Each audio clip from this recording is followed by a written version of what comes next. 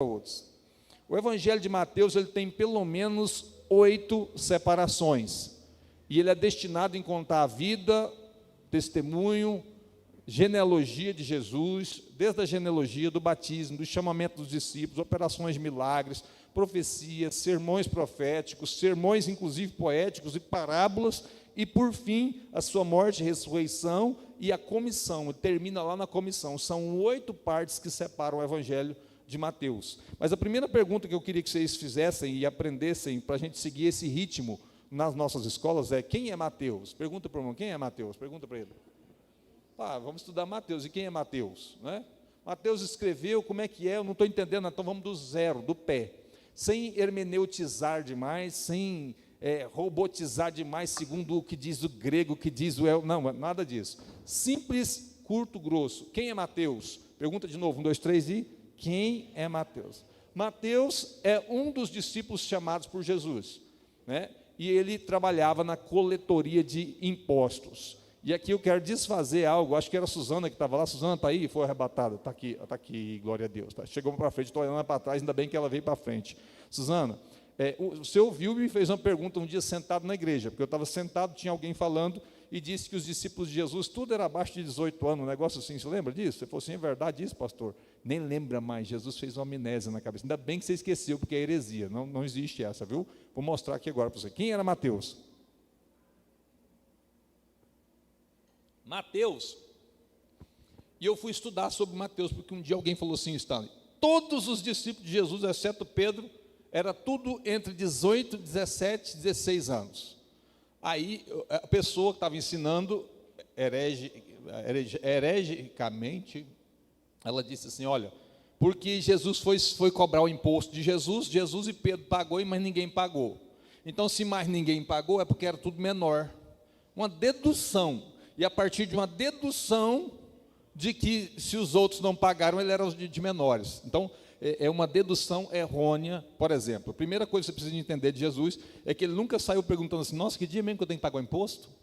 É que vai uma lição para empresário livre, principalmente no Brasil, que é uma carga tributária enorme, né? Jesus, que é o próprio Jesus, esperou ser cobrado. Larga de ser bobo, não sai correndo atrás de imposto para pagar, não. Deixa que o imposto venha para ser recebido. A primeira coisa que você tem que entender. Não é sonegar, não, anda certinho, mas espera pelo menos cobrar, não sai procurando não, porque a carga tributária no Brasil hoje é uma das maiores do planeta. Se você for tentar procurar para pagar tudo com aquela filosofia de que eu tenho que ser certinho, Jesus esperou ser cobrado, não concordou e pagou. Tanto é que ele disse assim: Pedro, é lícito cobrar o imposto? Não, mas para que ninguém fale mal de nós, vai lá, pesca o peixe que está na... Você vai pegar um peixe, vai tirar uma moeda da boca dele, um estáter, vai lá e paga o meu imposto e o seu, e encerra o assunto. Então, Jesus não concordou com aquele imposto, mas pagou. Mas não saiu procurando imposto para pagar. Primeira liçãozinha que fica para você, né? Então, vamos entender quem era Mateus. Mateus era um jovem? Não. Porque na história romana, Stanley, só podia ser coletor de impostos depois dos 25 anos de idade. A média de idade dos discípulos está entre 25 e 30 anos. Quando eu digo média, porque tinha Pedro, que era mais velho, João, que era mais novo que isso, quase que saindo ali da juventude para a adolescência mesmo, um apóstolo mais novo. Então, não tem essa de que todos eram de 18 aninhos, ou 16, ou de 20, abaixo de 20 anos, porque não pagou imposto.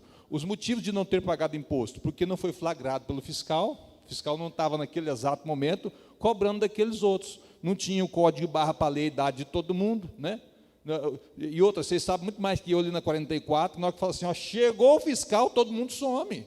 E é claro, só Jesus e Pedro que não sumiu. Pedro era corajoso e Jesus não era de fugir mesmo, então ele ficou lá e pagaram o imposto. Então essa é a primeira síntese que mostra por que Jesus e Pedro pagou o imposto. Não era por causa da idade, e simplesmente porque eles estavam presentes e não fugiram da fiscalização, e assim pagaram o imposto. Mas isso não determina a idade dos apóstolos.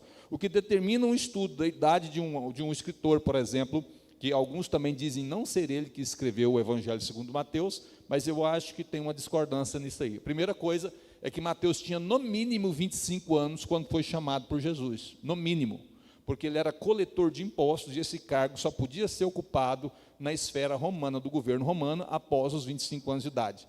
E com que idade pagava imposto? Sim, Acima dos 20 anos era obrigatório pagar imposto. Só que você tem que lembrar que valia muito do fiscal. O fiscal chegasse aqui, olha, esse rapaz que tem cara de 16 anos aqui, que idade você já tem, Gabriel? Já tem 20?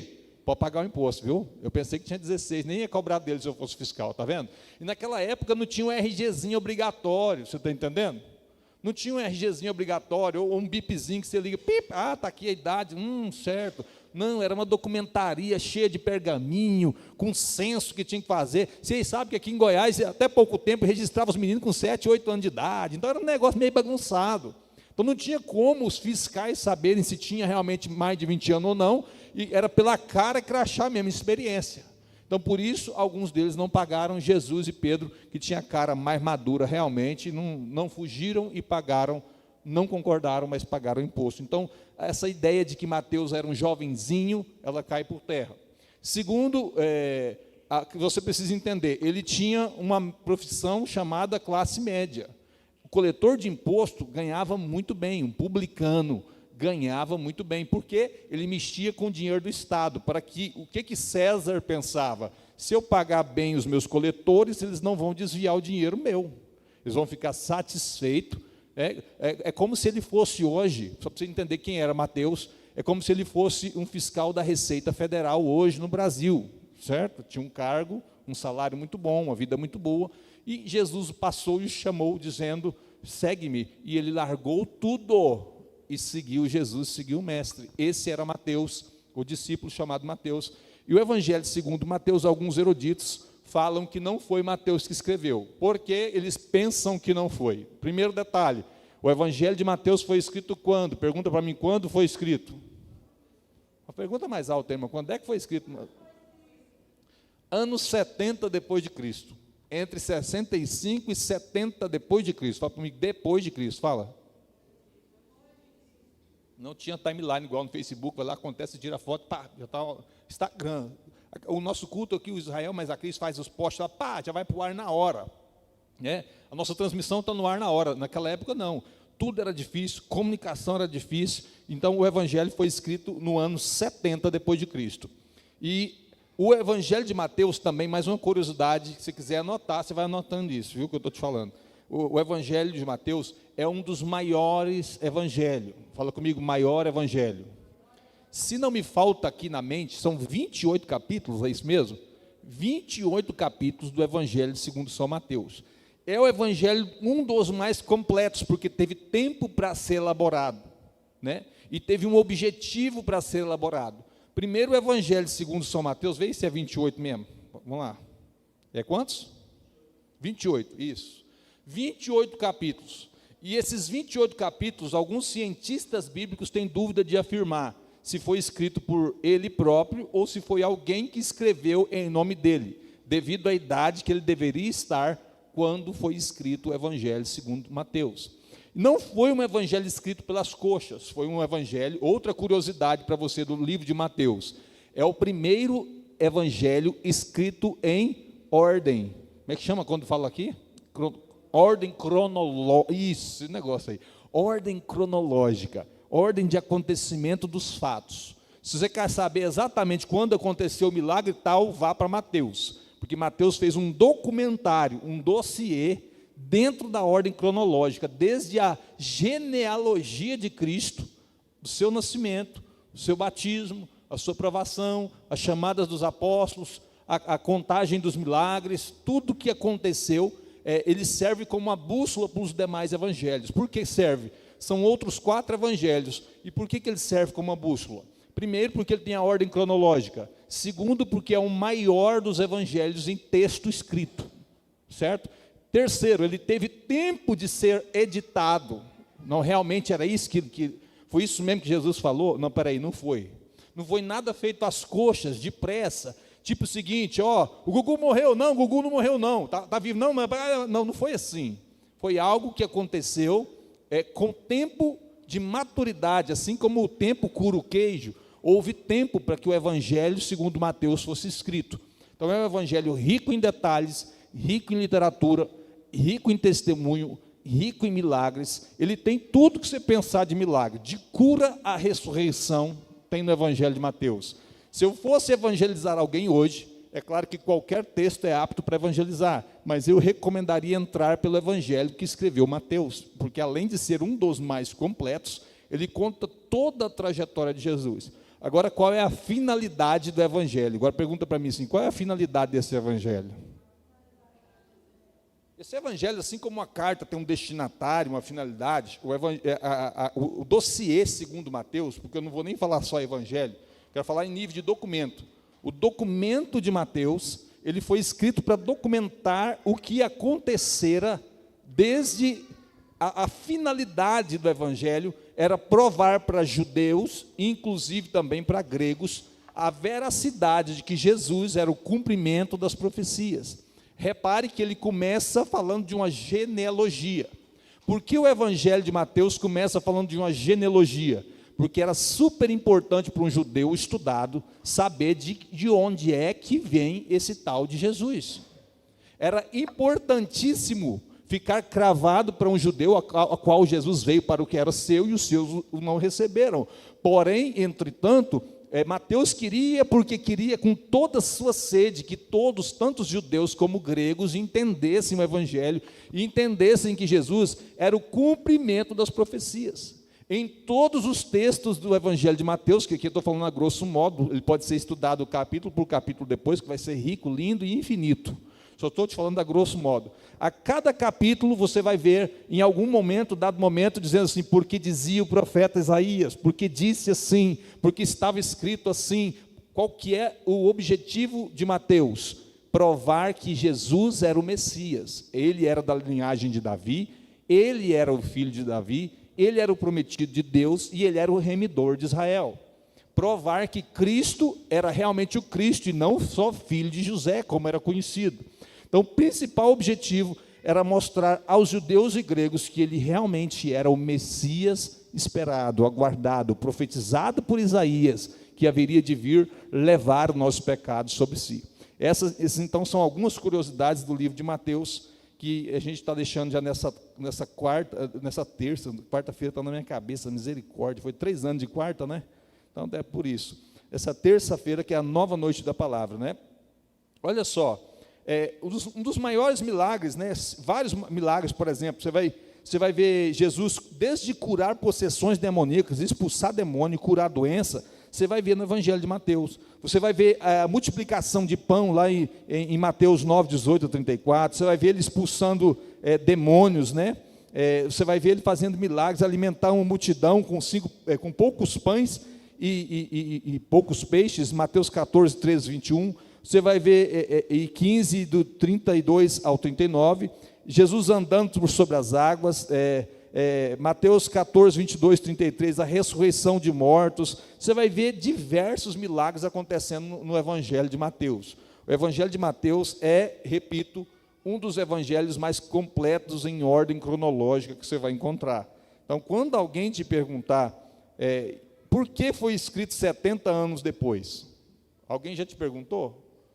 Um dia alguém me desafiou, falou assim, rapaz, evangelho, essa Bíblia, coisa do homem, foi escrito 70 anos depois, até eu duvidei, falei, não, espera aí, 70 anos depois de Cristo? 70 anos.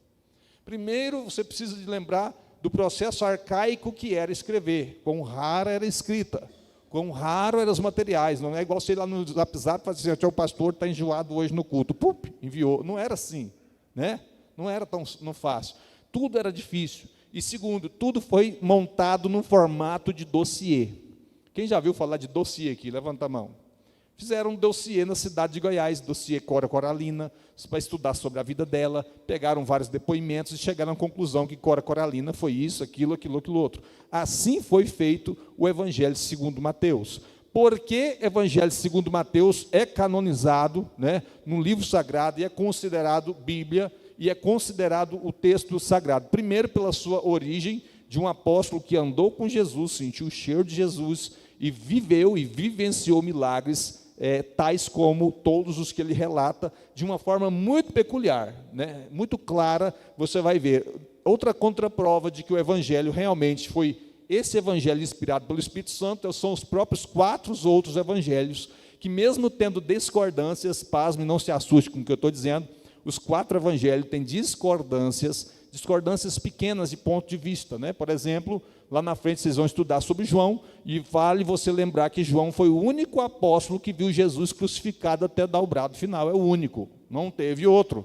Então, alguns trechos bíblicos, você vai ver que está uma dissonante, porque Mateus estava onde, quando Jesus estava sendo crucificado? Né? Então, ele pegou um depoimento, né? Alguns já criaram uma polêmica em torno do Simão Cirineu, que ajudou a carregar a cruz. Houve o Simão Cirineu mesmo, ou não houve? A pergunta é clássica e fácil de responder. Eu fico com João, porque João estava aos pés da cruz do começo ao fim. João disse que ele mesmo levou a sua cruz, né? E se alguém ali no documentário, no dossiê, 50 anos depois, lembrou que estava alguém que ajudou a carregar a cruz, chamado Simão Cirineu, eu não tenho nada a ver com isso. Isso também, para mim, não empobrece o texto e nem enfraquece a Escritura. Isso mostra que realmente aconteceu. Cristo levou a cruz, teve até mais gente do que a gente imaginava lá, certo? E isso prova que exatamente não era combinado. Primeira coisa que eu quero te mostrar, segundo São Mateus, a credibilidade do Evangelho de Mateus, é que há textos que não foram combinados, vividos em épocas separadas. João escreveu o Evangelho numa altura da vida, Mateus escreveu no ano 70, e diversos outros escreveram o Evangelho por conta própria, né? Por conta própria, segundo o que viram, e tudo bate. A multiplicação de pães e peixes, reparou que uma tem 7 peixes, como é que é? 7 pão e... como é que é? Numa multiplicação tem 5 pães e 2 peixes. Na outra multiplicação tem 7 peixes, se não me falha a memória. Qual que é, gente? Me ajuda aí, porque eu já sou uma síntese, nós não vamos abrir. Só para você entender o que a gente quer estudar, tirar a prova mesmo na noite da palavra. Teve uma multiplicação diferente. Qual que é a razão da multiplicação ser diferente? Pontos de vista diferentes. Isso mostra ser mais autêntico o depoimento. Não sei se você sabe, mas quando alguém vai colher o depoimento criminal de alguém, tem o doutor aqui, o depoimento criminal de alguém, se for tudo do jeitinho que o outro contou, a desconfiança, tem um negócio errado. É ou não é? É um negócio errado. Combinaram um depoimento. Os dois falou orquestradinho, o depoimento perde a credibilidade e o valor. Mas quando alguém viu, entendo aqui, eu vou te explicar agora. Veio a esposa e deu um tapa na cara do marido, que ao contrário nós manda prender, né? Veio a esposa e deu um tapa na cara do marido, isso não dá em nada, o homem só fala, está doida a mulher e pronto, acabou, né? Veio o homem, deu um tapa na cara do marido e a mulher saiu correndo. Aí alguém pergunta para a outra, o que aconteceu? Não, a mulher, o homem trupicou na mulher primeiro, aí a mulher virou para trás, deu um tapa na cara dele e saiu correndo. Aí a pessoa fala assim, está batendo. Por que o outro não contou do tropeção antes? Porque simplesmente ele é limitado, ele não viu. Estava olhando para um celular, estava olhando para uma paisagem, de repente só viu o estralo do tapa. Quem está entendendo, diga amém. Fala comigo, plano de fundo. As diferenças nos evangelhos não quer dizer que eles são mentirosos, isso sim plano de fundo. Vocês estão vendo uma imagem atrás de mim que eu me recuso a olhar agora para ver qual é. Mas vocês, nesse exato momento, estão me vendo aqui e um fundo atrás de mim, sim ou não? Eu estou vendo esse fundo agora? Posso até imaginar que ele está aqui, mas eu não estou vendo. Então, se você perguntar exatamente para mim o que eu estou falando, nesse exato momento, eu vou lembrar que tem um celular na minha frente e que tem uma porta e uma rua atrás de vocês não estão vendo o que o carro está fazendo lá. Vocês estão vendo um carro em movimento lá? Eu estou vendo. Então, isso é ponto de vista cruzado, que enriquece o depoimento. Então, até o que parece estar em conflito na Bíblia, na verdade, só corrobora para a veracidade dos fatos, segundo o ponto de vista e o painel de vista e o plano de fundo de cada um na história. Então, o Evangelho, segundo São Mateus, é um evangelho riquíssimo para quem quer estudar e entender os milagres e etc., tantas outras coisas da Bíblia. Vocês entenderam até aqui? Diga amém, gente. Repara que isso que eu estou falando para vocês é um contexto de estudo. Mais uma vez eu quero dizer, nós não queremos só um clima de culto na terça. Nós temos um culto de louvor e adoração no domingo, um culto para clamor e milagre na sexta, e nós queremos um culto de estudo. Inclusive, recomendo você trazer caneta, papel, para você anotar, fazer pergunta e seguir assim a vida para frente. Amém, irmãos? Vamos ver algumas curiosidades aqui, de um pouco do que eu falei. O Evangelho, então, ele termina, olha só para você ter noção, há há uns negócios muito interessantes no Evangelho. E como o Evangelho termina? Eu vou falar só como ele termina aqui para você. Ele termina de uma forma maravilhosa na grande comissão. Fala comigo, grande comissão. Ela fala de quem era Jesus, o que Jesus veio fazer, seu batismo, sua tentação, a separação dos apóstolos, diversas parábolas que nós vamos entrar daqui a pouco, e ele termina na comissão. Mas antes de falar da comissão, já que eu falei de parábola, quem aqui de vocês sabe quantas parábolas ao todo tem Jesus? Alguém sabe quantas parábolas Jesus falou? Não? Missão, então tarefinha para vocês estudar, não vale googar, no Google não. Vai estudar quantas parábolas, que é bom para o exercício, tá? E eu quero perguntar para vocês aqui, olha, só no livro de Mateus, Jesus escreveu diversas parábolas. O que era parábola? Comparação de um fato para refletir no espiritual e ficar fácil o entendimento. Cuidado com a interpretação de parábola com fábula. Fábula é algo que não existe, tipo assim, ó, o cachorrinho chegou e me pediu um pedacinho de pão e me disse assim, por favor, me dê um pão. Isso não é real, isso é fábula. A jumenta falou com Balaão. É fábula ou é real? Real. Viu a diferença? A fábula é imaginação. Havia um rei em tal lugar que tirou um mendigo da caverna. E o mendigo todo final de semana sumia. E o rei achou que ele estava conspirando. Isso aí é uma história chamada já de parábola. Ela não propriamente tem acontecido, mas são fatos que realmente se assemelham ao mundo real. Então, a fábula, ela contém mentiras. A parábola são verdades para explicar verdades espirituais. Deixa eu completar. Verdades físicas, naturais, para explicar verdades espirituais. Então, Jesus era o autor de diversas parábolas, né? E só no Evangelho de Mateus, para dar uma refrescada na minha mente e na sua, olha só, parábolas do livro de Mateus. A parábola da lâmpada, né? Depois você vai ler, é uma das primeiras, né? Que diz que nós somos a luz do mundo, né? Uma cidade construída sobre uma colina não pode ser escondida, tal. A segunda parábola é a do não julgueis, do cisco e do, como é que chama? A trave e o cisco no olho, né? Que ele fala, não julgue, você também será julgado, pois da mesma maneira com que você julga os outros, você também será julgado, né? Com a medida com que você medir. Essa é a segunda parábola, vai contando comigo. A terceira é o tecido novo em vestimenta velha, a parábola do remendo, conhecida como remendo. A minha mãe, ela é bem arcaica, bem matuta, né, no jeitão dela. Ela disse que a Bíblia é tão completa que Jesus ensina até remendar, né? E é verdade. Jesus fala, não se remenda, coloca remendo novo em pano velho, porque senão o buraco vai ficar maior. O pano velho rompe e o buraco vai ficando cada vez maior. Então, essa é a terceira parábola de Jesus. A quarta parábola é do reino dividido. Fala comigo, reino dividido. Essa aqui é forte, vale eu dar uma pausinha, só porque não dá tempo para ensinar muito, e eu não estou entrando no conteúdo. Vocês estão percebendo que eu estou falando só da síntese? Porque se alguém for ministrar na nossa escala aí, viu, pastor Israel? Se alguém for ministrar sobre Mateus, vai ficar livre para o conteúdo. Eu estou falando só do esqueleto, só do porquê foi escrito, quem foi Mateus, e a importância do Evangelho, tá? Essa é muito importante do reino dividido, né, gente? Muito interessante. Jesus disse que um reino dividido não subside, não prevalece. A quinta, já estou na quinta, é isso mesmo? É a parábola do semeador. Naquele mesmo dia, Jesus, certo semeador, um fazendeiro saiu para semear a sua semente. Enquanto ele espalhava a sua semente, uma parte caiu na terra, outra na pedra, outra na beira do caminho. Vocês já conhecem, né? 5 parábolas até agora. A sexta parábola, a sexta parábola do Evangelho de Mateus é a do joio e do trigo. Quem nunca viu falar do joio e do trigo aí? É um evangelho completíssimo. Cada parábola dessa, pastor Israel, dá uma noite de palavra. Cada parábola dessa.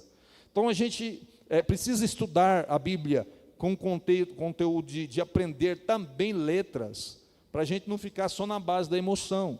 Cada parábola dessa dá uma noite de palavra de 1 hora falando o tempo todo. Cada parábola, né? Repare só. Mais uma parábola. Eu estou na sétima? Na sétima ou na sexta? Quem está me ajudando a contar aí? Sexta. A sétima é a semente de mostarda. Jesus fala da fé, que se for equivalente ao tamanho de um grão de mostarda, tudo acontece. A outra parábola que ele falou, repara que é sequente, ele fala da semente, depois ele fala do fermento, a oitava, está em Mateus 13, 33. Depois do tesouro oculto, né, tesouros escondidos, o reino dos céus é semelhante a um tesouro escondido no campo, Mateus 13, 44. E vai descendo, ó, a parábola da pérola de grande valor, né, está em Mateus 13, 45 a 46, e aí vai descendo, ó. A parábola da rede, gente, mais uma parábola que Jesus está ensinando, Mateus 13, do 47 ao 50, cada parábola dessa dá uma mensagem de arrebatar corações, uma vez que tiver ungido na presença do Senhor, consagrado e falando autenticamente a Bíblia. Ó, o coração do homem, ele vai falar de destrinchar o coração do homem, e essa é pesada, essa, às vezes, até quem prega sobre ela chora. O coração do homem está em Mateus 15, do verso 10 ao 20, e vamos ver mais parábola aqui, só para você ter tudo isso no Evangelho de Mateus. Olha só, a ovelha perdida, essa é linda demais, com amor, o pastor, quem conhece? Eis que chama a sua ovelha sem cessar. Mateus 18, do 10 ao 14, olha o tanto de parábola que Jesus tem só no Evangelho de Mateus. O servo implacável, o servo dominador, o servo mau, está em Mateus 18, 23 ao 35, né? E vamos, olha o tanto de parábola aí, olha só, os trabalhadores da vinha, aqueles que, além de não fazer a obra, ainda espancava até o filho do dono, né? Está lá em Mateus 20, do 1 ao 16, quem está entendendo que é um evangelho bem completo, diga glória a Deus, irmãos. Os dois filhos, está lá em Mateus 21, do 28 ao 32, dois filhos, sabe? Eu vou te explicar, essa aqui eu vou usar. Dois filhos, um fala, pastor, vou estar lá, conta comigo, mas não vem. O outro fala assim, pastor, não vou não, estou cansado, mas ele acaba vindo. Qual dos dois realmente agrada melhor? Jesus fez essa parábola, qual dos dois você acha? O que veio ou o que falou que, como é que é? O que falou que vinha e não veio, ou o que falou que não vinha e veio? Exatamente, Jesus fala dessa parábola também, está lá no Mateus 21, 28 ao 32, estou falando só o esqueleto, viu, irmãos? Só o esqueleto, e vocês vão depois estudar mais sobre isso. Eu quero pedir, exigir aos professores, você vai ser escalado, professores vai ser escalado, obreiros, diaconisa, mulheres, homens, vocês vão ser escalados para falar, estudem o Evangelho, leiam o Evangelho. Nós não queremos espetáculo, não quero que ninguém force ninguém a falar charabalaia, falar língua estranha, virar pirueta, ser sensacional. Nós queremos acrescer conhecimento autêntico da Bíblia, como uma aula, viu, irmãos? Uma aula bem dada e aplicada. Os arrendatários, outra parábola de Jesus no Evangelho de Mateus 21, do 33 ao 45, olha só que coisa interessante. E aí vai, irmão, se eu for parar para falar todas aqui, é muita coisa, né? Não vai, mas vamos falar de mais, só para você ter noção tanto de parábola. Ó, a festa de casamento ou o grande banquete, está em Mateus 22, do 1 ao 14, está vendo? É uma atrás da outra. Se você for folheando a Bíblia, você vai encontrando o tempo todo, né? O tempo todo. A figueira brotando, a parábola, inclusive, que fala da brevidade do arrebatamento de Jesus. A figueira que está com seus brotos novos, Mateus 24, do 32 ao 35.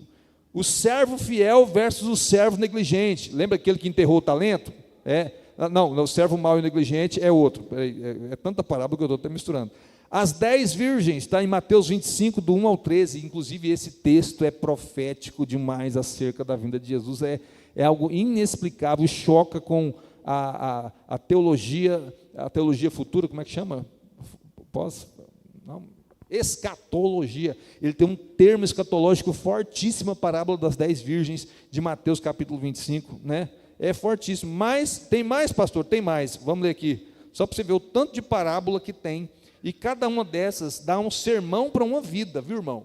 Termina nessa parábola das 10 virgens no capítulo 25, que é só para você ter noção do quanto é rico o evangelho que escreveu Mateus.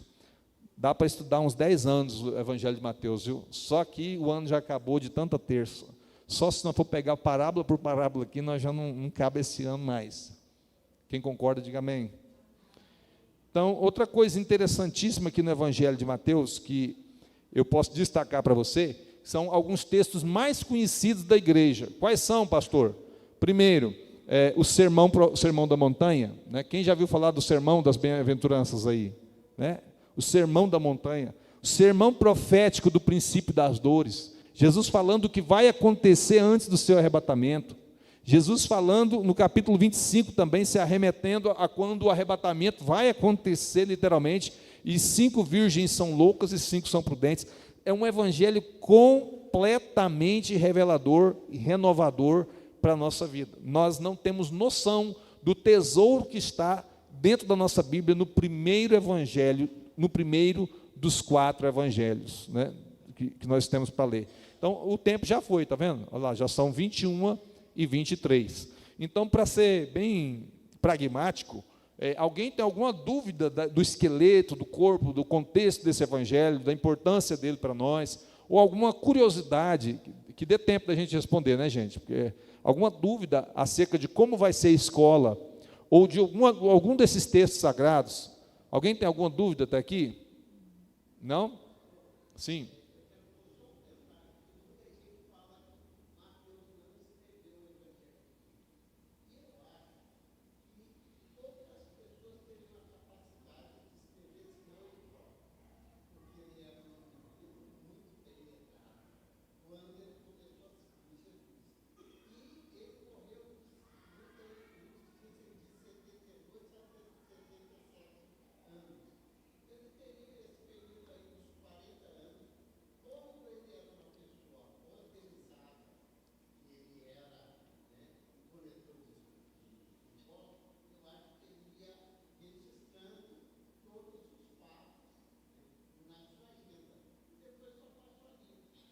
Boa colocação, meu querido. Inclusive, é uma das dúvidas que tira a paz de alguns escritores, mas alguns estudiosos mais polêmicos falam que não foi Mateus que escreveu, mas preste atenção.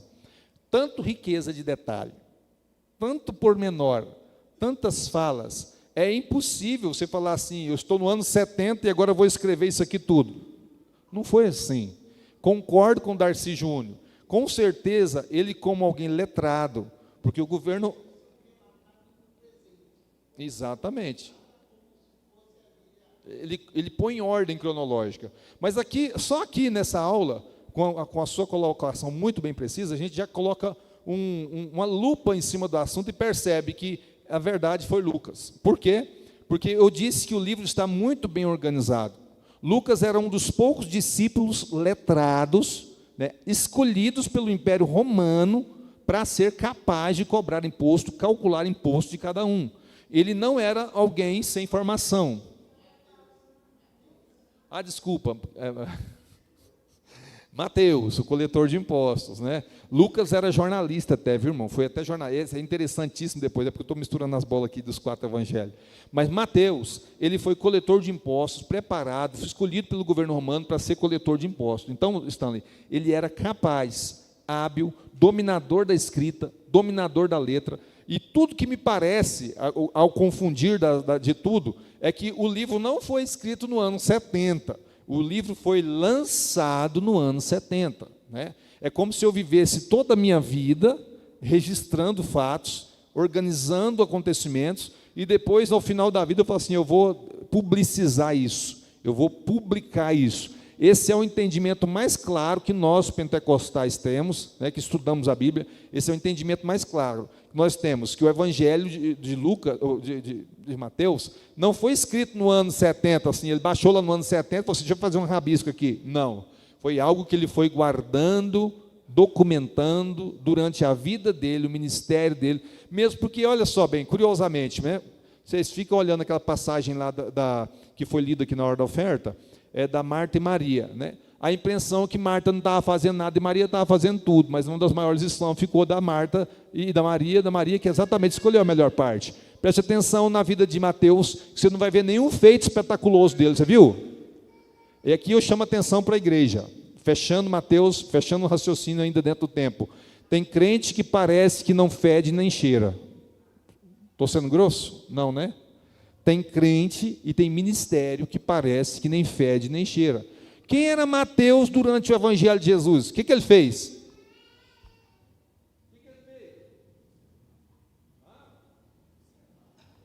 Observava, igual coruja. falava nada. Não teve uma protagonização. Pedro era audacioso. Manda eu ir contigo por sobre as águas. Pedro, o tempo todo estava na cena. Já Mateus, irmão, parece que ele estava num bastidor para o lado de trás, assim, ó, com a pranchetinha na mão. Às vezes, não julgue um livro pela capa. Isso fica a lição de Mateus para nós. Nem do Evangelho, mas da pessoa do Mateus. Mateus ficou caladinho praticamente os 3 anos de ministério inteiro. Você não viu a voz de Mateus. Mas ele foi o que entregou, ao final da sua vida, ele entregou um dos evangelhos mais completos que edificam gerações em todo o mundo há mais de 2000 anos. É mesmo, irmão. E com base nessa palavra, fica de pé para nós terminarmos. Pastor, aquele irmão não fala nada na igreja, né? Eu já vi isso demais. Pastor, aquele irmão não canta, não prega, não fala nada, eu não vejo ele orar. Às vezes tem um Mateus aí do seu lado, que vai ter o nome escrito no livro eterno de Deus, capaz de salvar a vida de um pecador ao ler. Coloca a mão no coração e fala assim como Mateus foi um mistério. Coloca a mão no coração e diga assim como o chamado de Mateus foi um mistério. O homem não era avivado, o homem não era animado, parece que ele era um Maria vai com as outras, parece que ele não fazia diferença no meio dos discípulos, Suzano, não fazia diferença, parece que ele nem estava lá, Israel, nem estava lá. Coloca a mão no coração e fala assim: o Evangelho de Deus, segundo Mateus, prova para mim que eu não sei os planos que Deus tem a meu respeito. Você não sabe. Cumpre na vida de Mateus o que disse Paulo: nem olhos viram, nem ouvidos ouviram, e nem subiu ao coração do homem aquilo que Deus preparou para aqueles que o amam. Só ame, irmão. Só ame a Deus. Maria, sem escrever nada, está escrito no livro eterno a respeito da sua adoração. Mateus, sem dizer nenhuma palavra durante o ministério de Jesus, escreveu o evangelho mais completo e deixou para a coletânea de livros chamada Bíblia, palavra de salvação para o nosso estudo e nosso conhecimento. Talvez você está dizendo assim, nem está adiantando eu vir no culto. Talvez Mateus um dia pensou: o que eu estou fazendo seguindo Jesus mesmo? Eu não falo, não prego, não canto, não estou falando nada.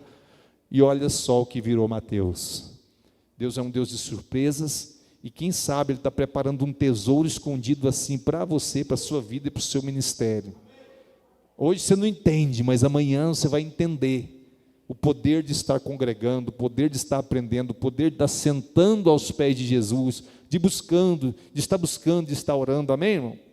Como termina o Evangelho de Mateus? É como eu vou terminar essa noite. Como termina? Pergunta para mim, como termina o Evangelho de Mateus? Vocês repararam que eu não estou falando de conteúdo, né? Só do caráter, do esqueleto da palavra. Como termina, irmão? Pergunta, eu falei na hora do culto, vamos ver quem prestou atenção. Como que termina? O Stanley ouviu. A grande comissão. Sabe o que eu acho lindo no inteligentíssimo Mateus? Que quase não falava, não era ousado, não era parecido, mas o que eu acho lindo, ele termina o evangelho passando a bola para você. Tem gente que já entendeu. Ele conta tudo que Jesus fez, tudo que Jesus conquistou, como Jesus venceu a morte, como Jesus triunfou. E agora fala assim, agora eu vou terminar como Jesus terminou. Jesus terminou o seu ministério encarregando vocês. Sabe o que eu acho lindo em Mateus? É a primeira convocação que eu vejo dos 4 evangelhos, onde Deus está autorizando você a escrever o quinto evangelho. O evangelho segundo Israel, o evangelho segundo Stanley, o evangelho segundo Suzana, segundo Darcy Júnior. Viver o evangelho na sua própria vida. Ele passa a bola para você, é comissão dos 12, ide às nações, ensinando-as, batizando-as em nome do Pai, do Filho e do Espírito Santo, fazendo discípulos de todas as nações. Ele termina com a conclamação de Jesus de dizer: faz a obra você agora. Você viu como é que faz com Jesus, agora vai você e faz. Coisa mais linda é como ele termina o seu evangelho. Ele termina empurrando o seu carro para pegar no tranco e agora você fazer a vivência do evangelho na sua vida de prática. Quem entendeu, diga amém. Não dá tempo de mais nenhuma pergunta, apesar que não tem. Põe na fila de espera, Israel, as perguntas. Estou fervendo de pergunta. A outra pergunta, outra colocação que eu quero pedir para vocês aqui antes de terminar. Professores, mulheres e homens que vão lecionar aqui, dê o seu melhor. Não se preocupe com aquilo que você não sabe. Preocupe com fazer aquilo que você sabe, que você aprendeu. Segundo passo, não dê preocupação a quantas pessoas estiverem aqui. Porque eu vou lecionar hoje, mas a igreja não está cheia, não. O céu está gravando o que você está falando, a internet vai estar transmitindo o que você está falando. Nós teremos um documentário aqui, de capítulo por capítulo de cada aula. Assim como essa está sendo gravada, todas as outras serão gravadas e intituladas para ficar como memorial, um conteúdo memorial para nós, como um conteúdo de referência para o povo eleito. Quem entendeu, diga amém. Então, se tiver 2 ou 3 aqui, faça com o mesmo entusiasmo que a igreja estivesse cheia. Alguém já me viu pregar aqui desanimado quando tem pouca gente? Alguém já me viu? Porque é para Deus, não faça com todo o entusiasmo possível, e o Deus de paz vai te abençoar, amém? Eu estava falando para terminar, o que eu estava falando mesmo? Vamos orar? Quem aprendeu com Mateus, diga amém. Eu não entrei nas parábolas, nas profecias, eu não entrei nos milagres, eu não falei do conteúdo, só falei de quem é Mateus, tá? E de como foi escrito, e a importância da escrita em si.